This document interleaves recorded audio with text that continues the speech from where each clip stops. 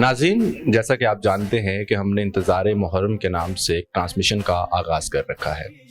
इस ट्रांसमिशन में हमने आपको मुख्तलिफ़ इमाम बारगाहों के अंदर जाकर दिखाया कि आज़ादारिया इमाम हुसैन अलैहिस्सलाम जो है उसकी तैयारियां किस तरह से जारी हैं और आज़ादार जो है वो किस तरह से तमाम तर चीज़ों को छोड़ के अब आज़ादारिया इमाम हुसैन के लिए अपनी जो है वो जो वक्त है, अपना जो माल है, वो सब कुछ सर्व कर रहे हैं।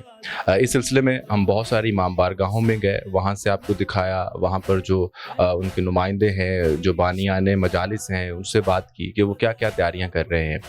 तो आज इसी सिलसिले में एक बहुत बड़ी जगह पर जिसका इल्मी कद बहुत बड़ा है, जिसका जो है वो तारीख़ी लिहाज से आज़ादारिया इमाम हुसैन अलैहिस्सलाम के अंदर किरदार बहुत बड़ा है, और जो इसकी बानी शख्सियत हैं जनाब डॉक्टर अल्लामा मोहम्मद हुसैन अकबर साहब, जिनको आप सब जानते हैं, उनके किरदार से आप वाकिफ़ हैं, उनकी खिदमात से आप वाकिफ़ हैं और आप उनको देखते भी रहते हैं, सुनते भी रहते हैं। आज हम यहाँ पर उनके सरपरस्त जिनकी सरपरस्ती में चलने वाले इदारे के अंदर मौजूद हैं, और हमारी खुश नसीबी है कि उनके फ़र्जंद जनाब, जिनका अपना इल्मी कद जो है वो बहुत बड़ा है और उनकी जो अपनी खिदमात हैं वो भी बहुत बड़ी हैं, उनसे बात करने का मौका मिला है। तो हम ना सिर्फ ये जानेंगे कि यहाँ पर आज़ादारिया इमाम हुसैन अलैहिस्सलाम के हवाले से क्या तैयारियाँ जारी हैं, और इसके अलावा हम आज जो है इस वीडियो के अंदर ख़ास तौर पर हम ये भी बात करेंगे कि आज़ादारिया इमाम हुसैन अलैहिस्सलाम की जो तारीख़ है और किस तरह से, कहाँ से ये जो आज़ादारिया इमाम हुसैन अलैहिस्सलाम शुरू हुई और जो आज तक जारी सारी है, इस हवाले से बात करेंगे। अल्लामा साहब, बहुत शुक्रिया, आपने वक्त दिया। सलामत रहे इंशाअल्लाह। सबसे पहले तो आपका शुक्रिया कि आप जो है ये जितने भी आप कदम उठाते हैं और उसके पीछे जो है एक मतलब जो है वो रसूलुल्लाह की रज़ा है, अल्लाह को राज़ी करना है। यकीनन नवासे रसूल की मोहब्बत में निकलें तो राज़ी रसूल नहीं होना है, और फिर उसके रसूल राज़ी हो जाता है तो अल्लाह राज़ी हो जाता है। बस ये सारा मुद्दा यही है कि हम सब जो है वो खुदा की रज़ा के लिए ही हम जो है हर अमल जब हम करते हैं तो हम नियत करते हैं कुर्बतन इल्लाह, कि खुदा का कुर्ब हासिल हो जाए। तो वो रज़ा, उसके लिए फिर हम देखते हैं उर्फ़ में आए ना तो सिफारिश चाहिए। आज काम होता ही नहीं बगैर सिफारिश के। तो यहाँ पे जो बेहतरीन जो है जिनकी सिफारिश हम अल्लाह से कर सकते हैं और अल्लाह उनकी सिफारिश जो है वो जल्दी कबूल करता है, वो ये मोहम्मद वाले मोहम्मद हैं, जिनकी मोहब्बत में उसने ये कायनात को खल्क़ किया था। खुदा आपका कदम कदम जो है इबादत, आपका, आपकी टीम का वो इबादत शुमार फरमाए। जनाब सैयदा जो सही हकदार हैं पुरसा लेने की और वो पुरसा लेती हैं, अल्लाह ताला आपको उनकी रज़ा अता फरमाए, और वो शफ़ी रोज़ जज़ा है, और उस वक्त तक वो जन्नत में नहीं जाएंगी जब तक वो अपने इमाम हुसैन के गम में रोने वालों को जन्नत में दाखिल ना कर दें। ये कब हुआ, जैसा कि आपका सवाल था, ये कब से? तो ये जो हक़ व बातिल का मामला है, इसकी तारीख़ तो खिलकत आदम से है। आदम का इनकार किया सजदे से इब्लीस ने, उसके तकब्बर ने ही जो है क्या किया, अल्लाह ताला का और उसकी मखलूक का एक दुश्मन बना दिया। वो 6000 साल इबादत करने वाला इब्लीस जो है, हाँ, वो असल में उसके अंदर क्या था उस वक्त ज़ाहिर हुआ जब अल्लाह के बनाए हुए खलीफे का उसने इनकार किया था। बस वहीं से ये सिलसिला हक़ व बातिल का चला। फिर हाबिल और काबिल का मामला आपके सामने आया। हज़रत नूह ने 900 साल जो है सिर्फ जो है वो तबलीग इस्लाम की है, और चंद लोग जो है ईमान लेके आए, और फिर तूफ़ान नूह और ये सारी मामला जो यहाँ साबिर हैं, उधर उधर सरकश हैं। और फिर कितनी कौमें आई, हज़रत मूसा अलैहिस्सलाम, हज़रत इब्राहीम अलैहिस्सलाम खुद नमरूद के साथ हैं, और हज़रत मूसा अलैहिस्सलाम फ़िरौन के साथ, कि सारा जो हक़ व बातिल का मार्का चलता आया। और ये सारी जो तकलीफ़ें फिर रसूलुल्लाह सल्लल्लाहु अलैहि वसल्लम ने भी उसी तरह बर्दाश्त की। तो ये अल्लाह ताला और जो है ये शैतान का जो मामला जो था, हक़ व बातिल का ये सिलसिला हमेशा से जो है वो बढ़ता आया। 1,24,000 अम्बिया आए जिन्होंने इस्लाम की ही, इन्ना दीन इंदल्लाह इस्लाम, अल्लाह के नज़दीक दीन एक ही है, इस्लाम ही है। हर नबी आए, इस्लाम की तबलीग की, शरीयतें तब्दील होती रहीं। तो यहाँ पे जब रसूलुल्लाह तक बारी आए तो रसूलुल्लाह को अल्लाह ताला ने हर तरह की अज़मत अता की। उस अज़मत में एक अज़मत शहादत थी, लेकिन अल्लाह ने कहा था कि मैं तुम्हारी हिफाजत करूँगा। हाँ, اور اللہ نے حفاظت فرمائی ہے، اور یہاں پہ جو ہے یہ سعادت بظاہر جو ہے وہ ان کو نصیب نہیں ہوئی، لیکن یہ سعادت کس کے ذریعے؟ خون رسول کے ذریعے، امام حسین کے ذریعے جو ہے یہ پائے تکمیل تک پہنچی۔ اور امام حسین علیہ الصلوۃ والسلام وہ شخصیت ہیں جنہوں نے اولین و آخرین آدم سے لے کے خاتم تک تمام انبیاء کی محنت کو بچایا۔ بالکل ٹھیک ہے سر، لیکن آج اس طرف آ رہا ہوں تو آج جو یہ دیکھیں امام حسین علیہ الصلوۃ والسلام کا جو پیغام ہے وہ ہمارے سامنے۔ امام حسین علیہ الصلوۃ والسلام کی شخصیت کو دو طرف سے دیکھا جا سکتا ہے، ایک ان کی عظمت کو، ان کے پیغام کو، دوسرا جو ہے ان کی شہادت اور مظلومیت کو۔ تو عظمت اور جو ہے شان تو آپ نے سنی ہے کہ مہر نبوت پہ سوار جوان جنت کے سردار، اور اس طرح کر کے رسول اللہ سجدے میں ہے اور یہ ان کے سجدے کے اوپر سوار، 72 تکبیریں، اور کہا رسول اللہ جب دیکھتے ہیں امام حسین آتے خطبے چھوڑتے تو عظمت اللہ ماشاء اللہ کتنی، لیکن جب ہم مظلومیت کی طرف آتے ہیں تو امام حسین علیہ الصلوۃ والسلام کے اوپر ہر وہ ظلم ڈھایا گیا جو پہلے 1,24,000 انبیاء پہ ڈھایا گیا۔ یعنی یہ وقت امتحان تھا امام حسین علیہ الصلوۃ والسلام کا، اور یہ کوئی ایک دن کا سانحہ نہیں ہے، بلکہ یہ جو ہے خلقت آدم سے میں نے کہا وہاں سے شروع ہوا اور خاتم تک، اور خاتم سے لے کے مولا امیر المومنین یہ سارے ہی کربلا کے اندر آئے۔ اللہ نے ہر نبی کو کربلا میں بھیجا ہے، وہاں پہ وہ زمین ہی ایسی ہے کہ جو بھی وہاں گیا اس کو مشکل آئی ہے، مصیبت آئی ہے۔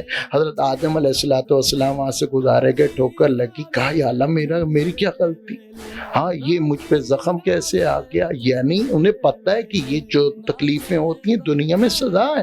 کہا تمہارا کوئی قصور نہیں ہے، یہاں پہ تمہاری ہی نسل میں سے ایک جو ہے آخری نبی کا جو ہے بیٹا جو ہے، ہاں اس کو مظلومانہ شہید کر دیا جائے گا۔ بس وہیں سے حضرت آدم، حضرت نوح، حضرت ابراہیم، حضرت اسماعیل، حضرت موسیٰ، حضرت عیسیٰ، حضرت محمد مصطفیٰ، ہاں یا بظاہر نہیں گئے لیکن وہاں پہ جو ہے جیسے معراج پہ گئے تو کربلا کی زمین کی خاک کہا کہ انہوں نے اٹھایا، کہا یہ کون سی جگہ، کہا یہاں پہ تمہارا نواسہ شہید کیا۔ پھر مولا امیر المومنین سفین سے واپس آ رہے تھے، اس جگہ پہ مٹی کی خوشبو سونگھی، کہا تو یہ وہ مٹی ہے جس کا وعدہ تھا کہ یہاں پہ امام حسین کو شہید کر دیا جائے گا، جس سے کیا ہوگا 1,24,000 انبیاء کی رسالت کی جتنی محنت ہے وہ بچ جائے گی۔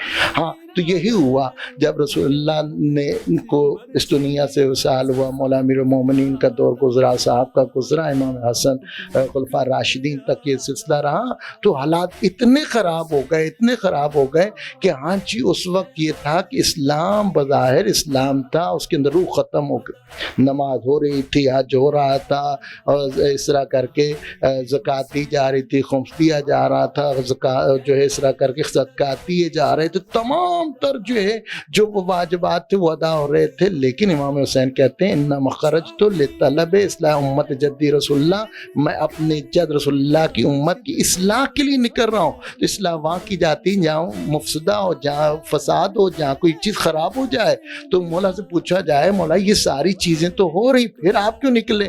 آپ امام حسین حج چھوڑ کے آ رہے ہیں، 8 ذی الحجہ کو احرام جو ہے عمرہ حج تمتع کا انہوں نے عمرہ مفردہ کے اندر تبدیل کر کے مکہ کو چھوڑ کے آ رہے ہیں۔ بتانا یہ چاہتے ہیں لوگوں میرا مقصد بڑا ہے، اس حج سے بڑا ہے۔ ہاں کہا کہ میں نے کعبہ کے اندر جو ہے ننگی تلواریں دیکھی ہیں کہ یزید کے جو ہے وہ فوجی جو ہیں وہ یہاں پہ مجھے قتل کرنا چاہتے ہیں، اور میں حسین نے مدینہ اسی لیے ترک کیا کہ مدینہ منورہ میرے ناخون سے جو ہے اس کی امنیت خراب نہ ہو، تو کعبہ کی امنیت اس سے بڑھ کے ہے۔ تو اس وجہ سے میں حسین کے لیے افتخار ہے کہ میں 2-1 بالشت اور آگے جو ہے کعبہ سے دور قتل کر دیا جاؤں۔ اور یہاں پہ امام حسین علیہ الصلوۃ والسلام نے واضح کر دیا، اچھا یہ 10 سال کی محنت ہے امام حسین کی۔ امام حسین نے بڑے وسیع پیمانے پہ لوگوں کو بلایا، وفود آئے، کتنے سربراہان مملکت آئے، کتنے بڑے بڑے سردار آئے۔ ہاں ہر امام حسین نے 25 حج کیے ہیں، اور ہر دفعہ حج پہ جاتے ہیں تو وہاں پہ مینا کے اندر خطبہ ارشاد فرماتے ہیں، مکہ کے اندر زیادہ قیام کرتے ہیں, وہاں جا کے لوگوں کو خطبات دیتے ہیں, بتاتے ہیں یہ کیا ہو رہا ہے, تم پہ ایسے لوگ مسلط ہو رہے ہیں کہ جو تمہیں جو ہے تمہارے مذہب کو لے ڈوبیں گے, تمہاری تمام تر جتنے مقدسات ہیں ان کو جو ہے رون دیں گے, اور تمہارے لیے یہی ہوا. کعبہ کو امام کو سب سے بڑا شہید کرنا بہت بڑی جسارت. یعنی وہ شخص جو منبر رسول پہ آ کے بیٹھ گیا اور اس نے اپنے آپ کو, ہاں میں یزید کی بات کر رہا ہوں, یزید بن معاویہ کی, کہ ہاں جی اس نے منبر پہ آ کے کیا کیا, 4 سال کی حکومت لگا لے. سب سے پہلے سال مولا امام حسین کو شہید کیا, دوسرے سال اس نے کعبہ کے اوپر چڑھائی کی, کعبہ کو مسمار کیا, کعبہ کے اوپر منجنیقوں کے ذریعے حملہ کروایا, پھر مدینہ کے اوپر واقع ہرا اٹھا کے لے لیں, 10,000 صحابیات وہاں پہ حاملہ ہوئی, اس نے مباح قرار دے دیا. مسجد نبی میں 3 دن تک گھوڑے باندھے گئے, خچر باندھے گئے, اور نماز اور اذان معطل رہی وہاں پہ. اور یہ اس کے بعد دوبارہ سے چوتھی دفعہ دوبارہ سے کعبہ کے اوپر اس نے منجنیقوں کے ساتھ حملہ کیا اور پھر نار ہوا. یہ تو اس کی حکومت کا وہ جو منظر امام حسین دیکھ رہے تھے کہ ہاں جی اس نے حلال محمد کو حرام قرار دے دینا ہے, اور حلال محمد کو حرام اور حرام کو حلال قرار دے دینا ہے, وہ سارا لوگوں نے دیکھ لیا. امام حسین علیہ السلام نے بارہا کہا یہ کسی کا نہیں ہے, اس نے کسی کو نہیں بخشنا ہے. امام حسین کون ہے؟ نواسہ رسول ہیں. نواسہ رسول ہیں تو نواسہ رسول کی عظمت اور جلالت اور ہیبت لوگ جانتے تھے. مکہ کے اندر حج کے وقت اگر وہاں پہ لاکھوں کا مجمع تھا تو زیادہ تر لوگ اسی شوق میں آئے تھے کہ نواسہ رسول جو اصحاب کساء میں سے ان 5 میں سے ایک ہی کرۂ ارض پہ موجود ہیں, اور ان کی وجہ سے ہم ان کا دیدار کریں گے, ان کا فرمان سنیں گے, ان کے خطبات سنیں گے, ان کا دیدار کریں گے, دستبوسی ہوگی, اور ہم جو ہیں ہم سعادت مند ہوں گے. تو یہ سب جانتے ہیں. اس وقت وہ لوگ موجود ہیں کہ ہاں جی جو نبی کے صحابی بھی ہیں, تابعین بھی ہیں, تبع تابعین بھی ہیں, وہ لوگ موجود ہیں جنہوں نے امام حسین علیہ السلام کو مہر نبوت پہ سوار دیکھا ہے, جنہوں نے رسول اللہ کے زبان سے امام حسین کے لیے عظمت اور اس طرح کر کے کتنے فرامین سنے ہوئے ہیں. تو یہ ساری چیزیں امام وہاں بیان کر رہے ہیں جہاں پہ اصحاب اور جو ہے مسلمانوں کی کثرت ہے, اور ہر ایک کو بلا کے کہا کہ ایسا شخص مسلط ہو رہا ہے. لیکن لوگوں کو لگا کہ پتہ نہیں, جیسے آج سنیان سنی کر دیتے ہیں, انہوں نے بھی سنیان سنی کی. مدینہ سے چلے, کثیر لوگ تھے ساتھ, لشکر تھا, لیکن امام کے خطبات سنتے سنتے امام کو رستے میں چھوڑ کے چلے گئے. مکہ پہنچے, 4 مہینے مکہ مکرمہ میں رہے, وہاں پہ تبلیغ کی, لوگوں کو بتایا, یہ سارے حالات سے واقف کیا. ہاں حج کے موقع پہ انہوں نے, حج پہ لوگ جا رہے ہیں اور یہ چھوڑ کے آ رہے ہیں کہ پیغام لو, دیکھو کیا ہو رہا ہے. ہاں یہ صرف یہاں چکر لگانے کے لیے مت آؤ, اس کی جو روح ہے اس کو دیکھو.